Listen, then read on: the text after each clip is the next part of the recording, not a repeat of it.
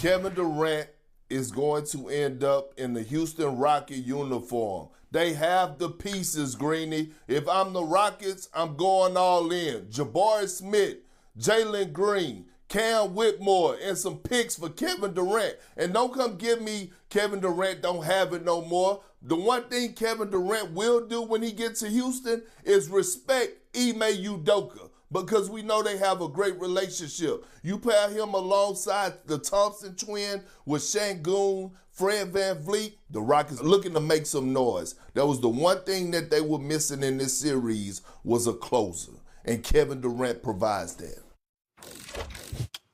That was Perk earlier on Get Up. So, Swagoo, let's get right to it. Do you also like the idea of Houston going after KD? I do like the idea, Stephen A. Obviously, look, they want to be young. Houston wants to be young. But, dude, last night they couldn't shoot the basketball.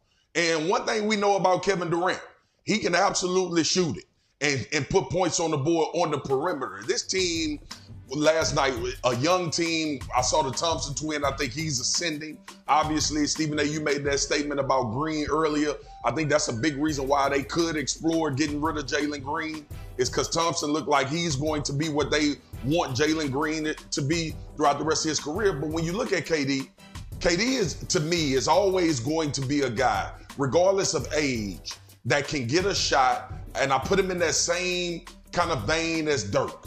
Right? He's going to be able to shoot it and expand the game because of his physical build, because of his ability to shoot the basketball and create offense for other people, because you got to make decisions when KD is on the floor. Last night, when you watch the Houston Rockets play against Golden State and Buddy Hield is going off, there is nobody that could remotely come close to trying to close that gap offensively that Buddy Hield, the show that he was putting on. Ime Udoka is a defensive guy. He is a scheme guy. He wants to play physical and run people off the three-point line.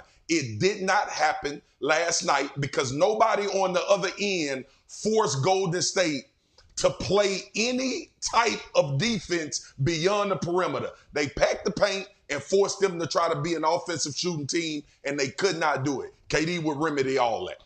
Wendy? Okay, let's agree that Houston needs offense. We all know this, okay? No one's disputing it. Now, let's move on. For a couple of reasons, I'm not sure Kevin Durant fits. But first off, any Kevin Durant trade is going to have what I'm calling the KE triangle, okay?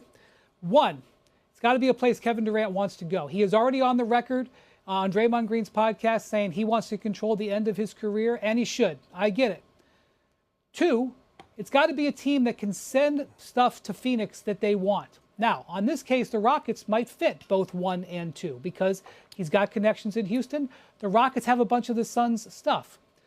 And the third one, though, that's where it could get interesting, whether it's Houston or somewhere else. That's what happens with KD's contract. He has 1 year left on his deal for $55 million. I'm not going to assume what KD wants, but typically in a situation here, a player would want an extension. You've got to be very, very careful extending a player at high number at that age. Not talking about Durant, just in a vacuum. And also, they got to deal with Fred VanVleet this summer. Alperen Şengün's contract is coming on the books. They got to be careful. In the modern NBA, you can't have a giant contract that isn't playing that way. You get yourself in big trouble. You get yourself into the sort of situation that the Phoenix Suns are in right now, when you have big contracts that are not good value. Well, so go ahead. Two things. Number one, you got a team option on VanVleet's situation. You're in a position to clear about $48 million in cap space. If you're Houston, you don't want to clear. You got to keep him. You got to keep him. You got to keep him. I understand that, but I'm just talking about their options. And in the case of Kevin Durant, we keep forgetting that year and a half or so that he was out because of the Achilles tear. So the wear and tear on his body isn't what people think, and that's why I think you see the brother still averaging 27 a game. But that's it. Go ahead and finish your point, Wendy, and then you go ahead, Perk. Yeah. The other thing is what the Rockets have said. First off, I got to point out, next Monday, the Rockets have a 17% chance using the Suns' pick of getting into the top 4 and a 3.8, call it 4% chance of winning the Cooper Flag sweepstakes. no conversations with the Rockets are happening before they see where they end up after that. If they get the top pick, they are taking Cooper Flagg and moving on with their life, okay? But if they get, even if they stay put at 9, that pick, they've got this young guy, Reed Shepherd, who didn't get to play this year, but is a very intriguing young prospect. There's a lot they can do. But their general manager, Rafael Stone, is on the record as saying he does not want to trade for a player that doesn't fit the same age range as their core. He doesn't want a 30, doesn't matter if it's Kevin Durant or whomever. He doesn't want an old guy 10, 12 years older than their core players. That is outside what he has said he was going to do. Go ahead, Perk. I don't give a damn what Stone said, right? When you have an opportunity to go for it and make yourself a legit title contender, you do it. And if that's going out and getting Kevin Durant and you're able to keep the Thompson twin and Alfred Şengün and Fred VanVleet and Steven Adams, then damn it, you get it done. Along with Tari Eason. We know one thing about teams when it comes down to Kevin Durant. You got to surround Kevin Durant with some dogs. Houston got a bunch of dogs. They're very disrespectful in a good way. That's why this series just went 7 games, because they hang their hats on physicality, being pit bulls defensively. And now you can add a closer in Kevin Durant. Here's another thing, Wendy. I don't give a damn what Kevin Durant said on Draymond Green podcast.